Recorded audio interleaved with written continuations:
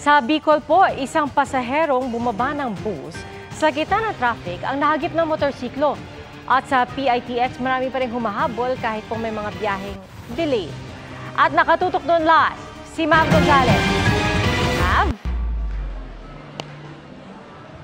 Pia, record high na nga yung bilang ng mga pasahero dito sa PITX. Bukod kasi sa holiday rush, ay mayroong mga biyahe papuntang Bicol na delayed na.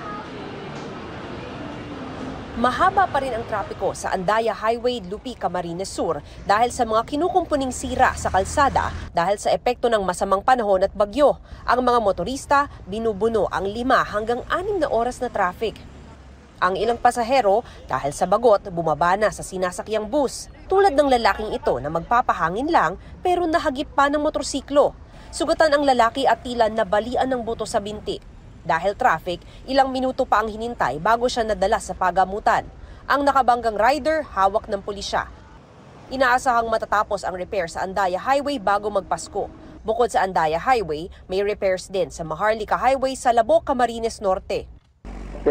Ang biyahe natin from Manila to Legazpi, ang mabilis na po dyan ay 9 hours. Walang traffic yan. Nung nagkaroon ng traffic, thanks to yung 9 hours, naging 18 hours po.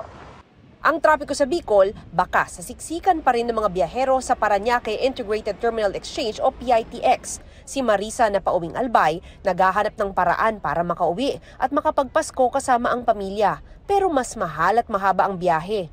Wala pa po kasi mahaba yung pila doon sa Tikitan area. Naghanap kami ng van para masakyan. Ang pamilya ni John Ray, maghapon naghihintay para sa bus nila Panaga. 9:30 po yung binok namin, kaso wala pa rin po hanggang ngayon. Sabi ng pamunuan ng PITX, umabot sa 218,000 ang pasahero rito kahapon, pinakamataas sa kanilang tala. May mga biyahe mang delayed, wala raw pasaherong stranded. Sa bus terminal na ito sa Maynila, madami na ring biyahero Patugigaraw, Cagayan. Sa Manila Northport Passenger Terminal, fully booked na rin ang biyaheng aabot sa Pasko. Marami pa rin nag-aabang kung makakahabol sila. Naiwanan kami ng ng barko. Na-traffic kasi kami. Tapos hindi pa sure daw kung makaano kami bukas madaling araw. Full force ang personnel ng Bureau of Immigration sa lahat ng paliparan at pantalan ngayong holiday season. Nagdagdag na rin sila ng tauhan at mobile counters.